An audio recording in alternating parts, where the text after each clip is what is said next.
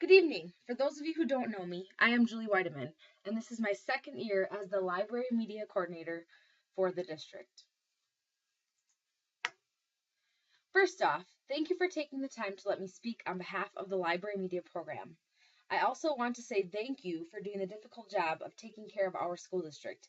It is my understanding that the board faces very difficult financial decisions in the name of hundreds of thousands of dollars.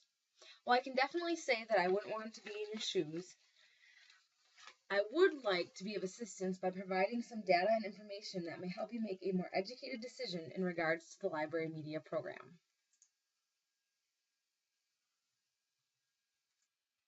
I know that many times the library is looked upon as an extra. Some people look at it as an easy place to make cuts because it isn't a classroom teacher. Some people think it isn't having a direct effect on student learning, or it isn't having an effect on the student to teacher ratio. Many times the library is seen as a place to store and get books and little more. Today I would like to take the time to dispel these myths. I would like to show you some of the changes I have made in library programming and also show you how our students and teachers have benefited. For starters, I would like to share some statistics with you. This chart shows the number of class visits, visits by individuals, number of checkouts, number of assists made in the library, number of book reviews turned in for the catalog, and number of participation hours for the reading program. This same chart can be found in your handout. These statistics may tell a bit, but they don't really tell the whole story. They don't tell you what the students are learning in regards to information and technology literacy.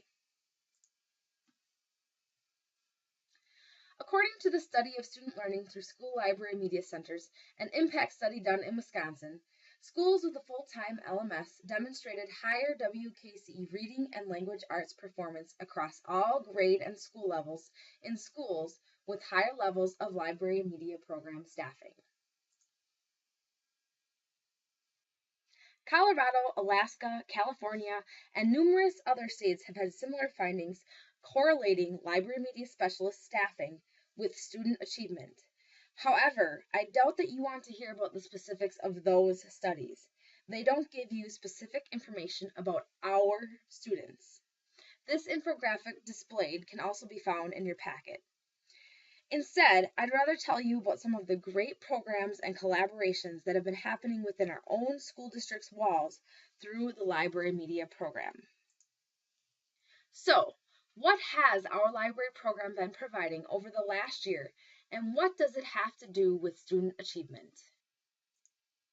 First off, improving literacy is a goal across the district. The library program promotes reading for pleasure. We not only provide students with a range of reading materials, but we help match students with appropriate books, meaning we help students find books that are in their reading level and that interest them. In addition, we provide programming that promotes reading and helps students take pride in what they are reading. This year's Ice Cream for Books reading program at the elementary involves students tracking every 15 minutes of reading. When students have an hour of reading completed, they get an ice cream scoop to add to their class's ice cream cone. As you can see, it is a huge hit, and there aren't even any prizes involved. Students just get to see their class's ice cream cone grow and be proud of what they've completed. We also get to encourage and foster a love for reading through events like Family Literacy Night and Read Across America events celebrating Dr. Seuss's birthday. These events get parents and the community involved in building literacy with students in our district. In addition to building and improving literacy, the entire nation is making a move in curriculum standards. 45 states have adopted the Common Core state standards. These standards are designed to be robust and relevant to the real world, reflecting the knowledge and skills that our young people need for success in college and careers. Research is emphasized throughout the standards more so in comparison to previous state standards.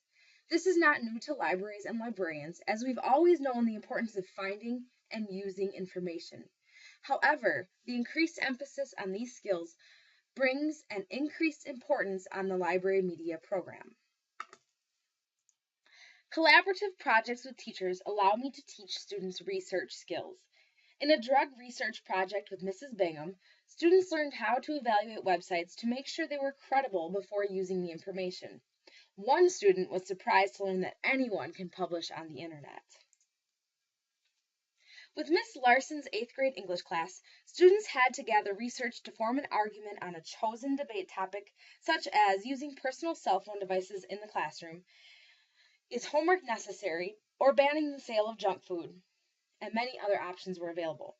Working with her class, I was able to teach them about BadgerLink, an online database provided to Wisconsin residents that provides access to magazines, newspapers, scholarly articles, videos, images, and music.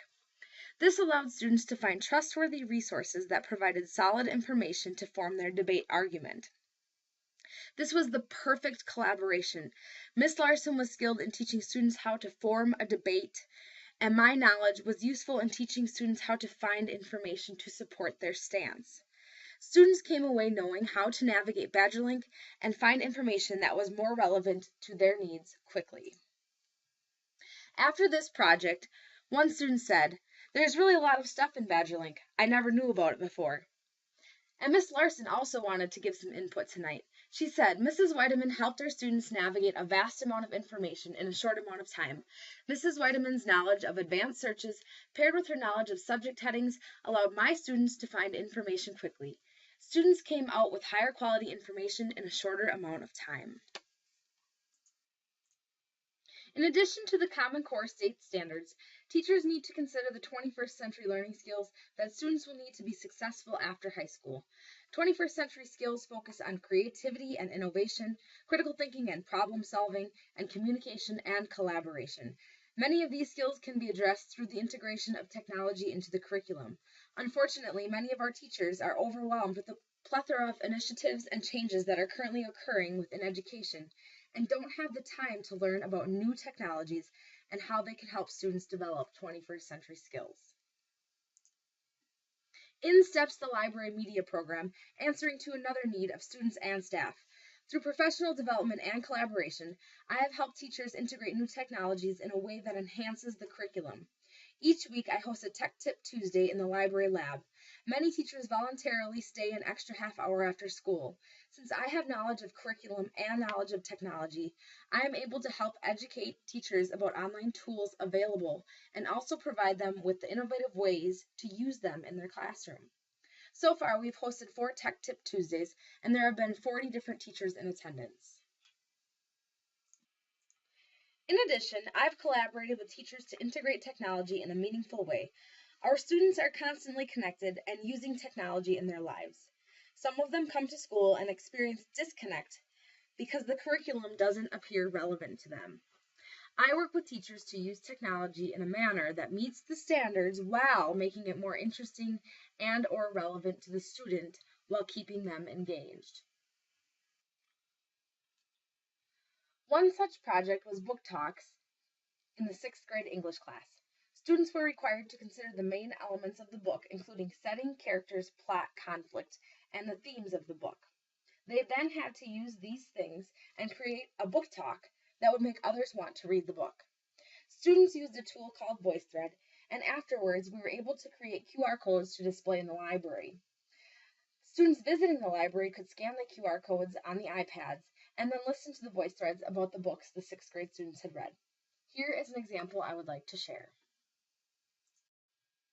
Have you ever tried to conquer your fears? Well, the main character, Gabriel King, was born a chicken. He's afraid of everything related to 5th grade. Gabe's best friend, Frida Wilson, thinks Gabe needs some liberating from his fears. Frida knows something about being brave.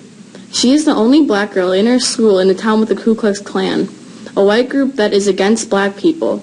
Together, Gabe and Frida are going to spend the summer of 1976 facing Gabe's fears on his list. But it turns out Frida has a list of her own. And while she's helping Gabe overcome his fears, she's avoiding the thing that scares her the most. While they are trying to face their fears, there is one person who stands in the way, Duke Evans, the bully of the school. Duke Evans has scared Gabe since he was a little kid. Whenever Gabe tries to conquer a fear, all he thinks about is Duke. On the other hand, his best friend Frida is not scared of Duke, but she is afraid of Duke's dad. Ever since the day of the 4th grade graduation ceremony, she has been afraid of Duke's dad. When Frida was a little kid, she got a visit from the Ku Klux Klan. She has been afraid ever since. One night, when it was the 4th of July, Frida tried to talk to Mr. Evans to overcome her fear, but trying to overcome that fear made her even more scared. Gabe was so curious of what happened, but Frida would not say. The night of the 4th of July is when they came up with a plan. To find out what happens, read the book, The Liberation of Gabriel King. I recommend this book for ages 11 through 14. When I asked the teacher how she felt the project went, she responded that students were excited to use technology, but many of them also expressed an amount of anxiety knowing that their peers and anyone who visits the library would be able to listen to their book talk or watch their book trailers. In a sense, that anxiety pushed students to perform at a higher level. They didn't want the whole world to see something that wasn't good. This project hit upon communication because students needed to articulate thoughts and ideas effectively, use communication to inform and persuade, and utilize different media and technologies. All of these are 21st century skills. Again, the teacher had the knowledge of how to help students write good book talks, and I had the knowledge of the technology. Neither of us could have done it alone. I'd like to refer to the handout that I've shared with you. It outlines some basic information, including collaborations I've had with teachers over the last year, including links to student sample work, duties and responsibilities of library staff, along with library statistics. I invite you to look at this handout, view some of the student sample work, and even touch base with one of the collaborating teachers to get their thoughts on what the library media program has provided. At this point, you may be thinking, all of this is great, and as long as you don't cut my position, the library program will remain intact. This is also not true. I am not a one-woman team. The aides perform tasks that are essential to the library program and the running of the library. Preparing books for checkout, checking books in and out, shelving books, fulfilling interlibrary loan requests, helping students find materials they need, monitoring and caring for equipment, scheduling labs, and many other tasks are on their list of things that they must complete. These tasks are essential for the library to continue to run. Should aid time be cut, those tasks would fall to someone, and that someone would probably be me. Time spent on those tasks is time that can't be spent in the classroom helping students develop information and technology literacy skills that they need for the 21st century.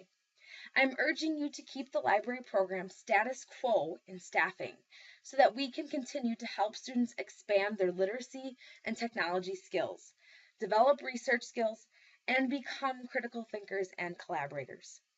As Laura Purdy Salas, a children's author, once said, "A well-stocked, well-staffed library is like a gardener who plants books, knowledge, and dreams, and grows readers, learners, and doers." Please let our library garden continue to grow.